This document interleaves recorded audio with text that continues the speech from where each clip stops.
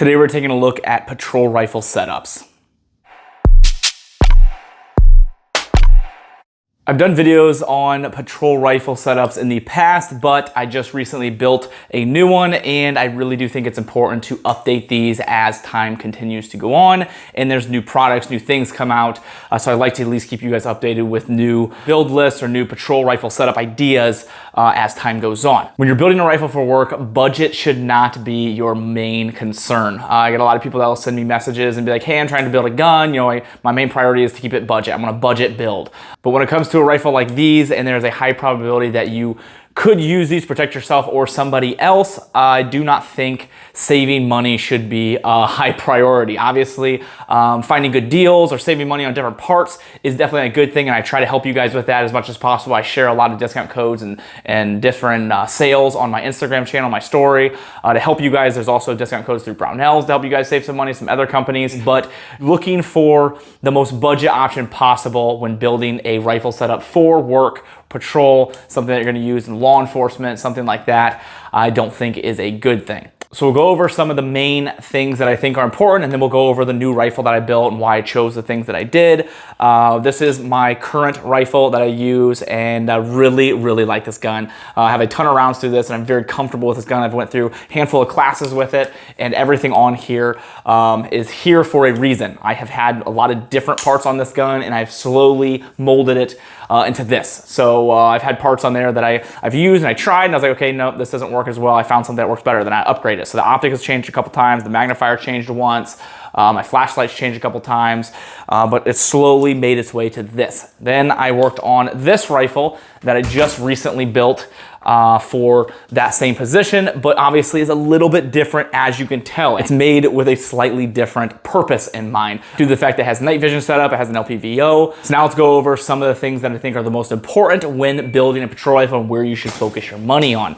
Real quickly before we get too far, I'm sure people will notice this and think, okay, there's something a little off with that. The fact that my D-ball is so large and the VCOG sits so low. Did not think about this when I chose this setup of how large this is and how low this sits. I just need to get a riser to bring the VCOG up a little bit. It will be good. It's fine, it works, but I would like to have my optic not have any of my night vision setup inside of the glass when I'm looking down it. So I need to bring that up a little bit, and it should be able to be fine with that. But that was something I made a slight whoopsie on when I chose this setup. But anyway, the things that are most important when choosing a rifle setup and the accessories that you go for, and to put your money in the right way. One of those being is don't get things that you don't need. As you can tell on my current patrol rifle, I do not have night vision on it. It's because when I built that, I wasn't using night vision, so I did not spend excess money that I didn't need. This is $1,800, and that's a lot of money that you could put into your optic, your flashlight, and maybe a lot of things, or maybe just the gun as a whole.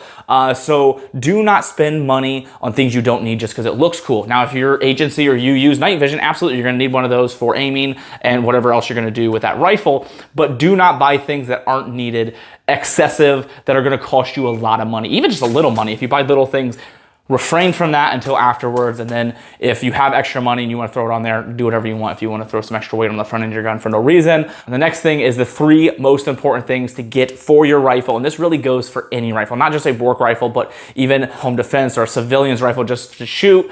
And this is something that I say in a lot of my videos. You need a good optic, a good flashlight, and a good sling. Other than that, as long as you get a good quality rifle, you're not gonna have any problems, but you really need to put your money into those 3 things. Your rifle could be the best thing in the world. If you have a horrible optic, it's not gonna really shoot really well. If you don't have a flashlight, you're not gonna be able to shoot at night. If you don't have a sling, you're not gonna be able to put that rifle somewhere to be able to go hands-on or do what you have to do without that rifle being in the way, or just laying it down and walking away from it, which obviously is not a great idea. So those 3 things are a fantastic thing to get and put your money towards, and make sure they are quality. When somebody calls you for help and is expecting you to come and protect them or save them or do whatever you have to do with this rifle, they expect you to show up with the proper equipment that's going to work, and they expect you to know how to use that and be trained properly. So buy good equipment that is trusted and proven, and then go out and train with that gun. Take the rest of your money that you would spend on a charging handle or or a bolt carrier or fancy other accessories that you don't necessarily need, put that towards training. Those things can come later. Is an extended charging handle really nice and something I recommend? Absolutely. Rating charging handles are great, but I would rather see you take the $80 to $100 and put that towards ammo or a training class. Is a new fancy bolt carrier awesome? Absolutely. It's cool. It's probably a little bit better. A trigger, you know, notice I have a mil-spec trigger in here. I'm going to eventually upgrade this to a Geisley SDC like I have in that rifle. I actually have it in the bin. I just haven't put it in yet, but you don't necessarily need those things right away. Are they nice to have and are they a benefit? Absolutely. But what's going to benefit you more is a really cool trigger that shoots a little bit better, or the training and the ammo that teaches you how to be more proficient with this whole system. And before you guys get on me and say, hey man, I don't have $6,000 to put into a rifle. Trust me, I'm in law enforcement too. I know how much you make. We don't do the job to make a ton of money, but you don't have to spend $6,000. This is a just shy of $6,000 for this rifle. This is a Midwest Industries Criterion Night Fighter rifle. Very nice rifle. It's about a $1,600 rifle for just the rifle itself, not included the accessories and the other things I put on here. Then obviously you have $1,800 here for the D-ball. You have about $300 for the flashlight. I don't know, $30 probably for the foregrip, $2,000 for the optic, and then the backup sights, which are really nice. Those are Midwest Industries backup sights, charging handle, safety selector, all come actually with the rifle, which is nice. The only other thing I'm going to change with this is change out the muzzle device and put a Geisley SDC trigger in it. So for just shy of $2,000 or $6,000, you have this rifle. Now for my rifle that I currently have, this one you are looking at $4,000. So there is a slight price difference. Obviously I have a different optic setup. Some things are a little bit different on here, and this is a built rifle with a couple different things. The biggest thing that's the same is the Night Fighter handguard. Really, really like these handguards, especially for patrol. They're light. They work really good. They're great for night vision because of the lockup and how sturdy they are. But the Midwest Industries handguards are fantastic. I also have a discount code I'll put in here if you guys want to save a little money and purchase. You can do the rifles and save some money. You can also just do their accessories as well. They have AK parts. They have a bunch of different parts on their website. But so this one is about $4,000. Now, if again, you don't have that money, that this is going to be junk and not work, that is not the case at all. So there's a rifle back here. Let me grab. This is $1,800 for this entire setup. Now, that is a lot more reasonable and something a little more manageable to be able to spend that money. And I don't really recommend going a ton cheaper than like $1,500, because by then you're buying either a really cheap gun or you're buying really cheap accessories, because accessories are going to add up. If you buy a good flashlight, you're looking at $100 to $300. You buy a good optic, you're anywhere from $300 to $1,000. You know, right there, you're already starting out with $500, and then the rifles are usually around $1,000 for a decent quality rifle. So you're very quickly at $1,500. When you start going lower than that, when you're like, okay, I got $1,200, you're obviously skimping on something. You're losing out on your optic or your flashlight, or you're dropping on the quality of the rifle itself. So something like this is a really good option for those of you that don't have $6,000 or just don't want to spend $6,000 on a rifle, or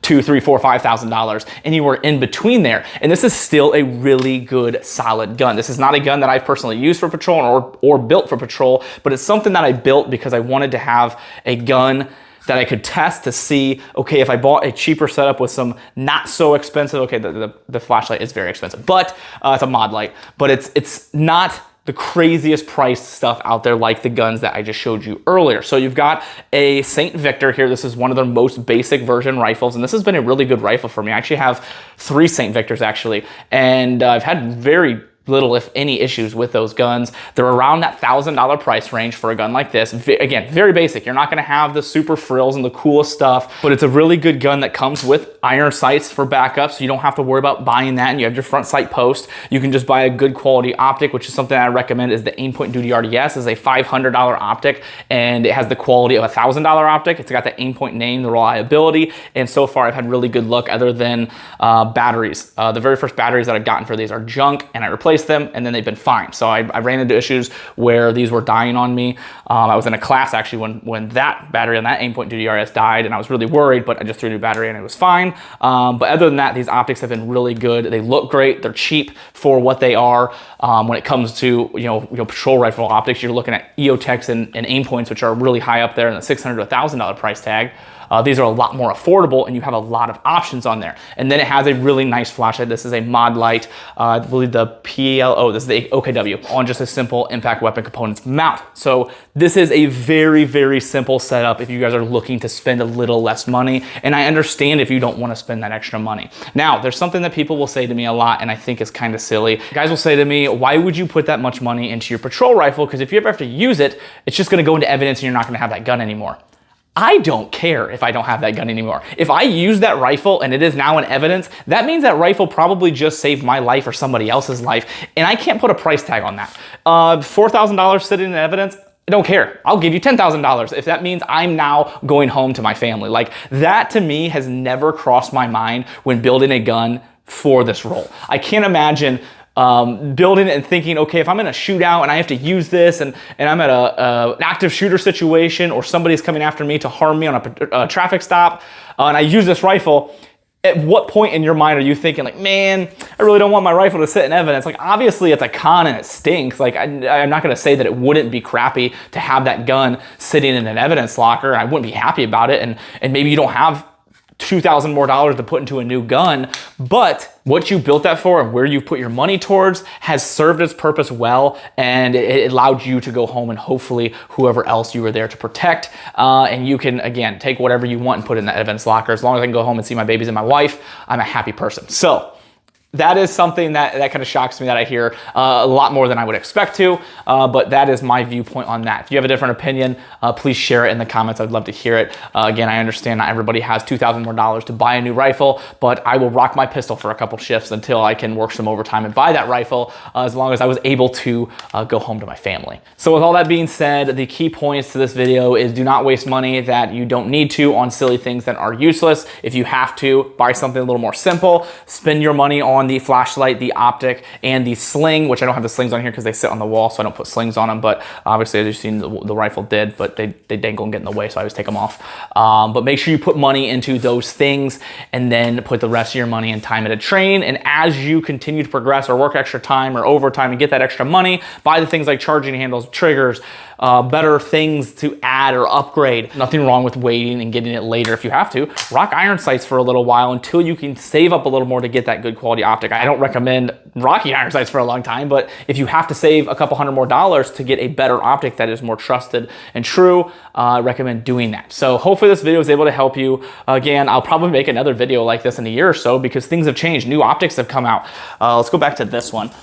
Really happy with this gun. Again, need to change a couple things, and this thing will be finished, and it'll be a really, really solid gun, especially once I get this lifted a little bit. I was so mad at myself when I put this on. I was like, yes, finally I got the optic. I was like, here we go. And I looked down and I was like, oh no. I'm like, dude, I wasn't even thinking about the height difference. I did a bunch of research on them, but I didn't apparently look at that. I didn't even think about it. Super silly of me, but throw a riser on it, won't be a problem. It's actually really low for what I like anyway, so I'd rather it be risered.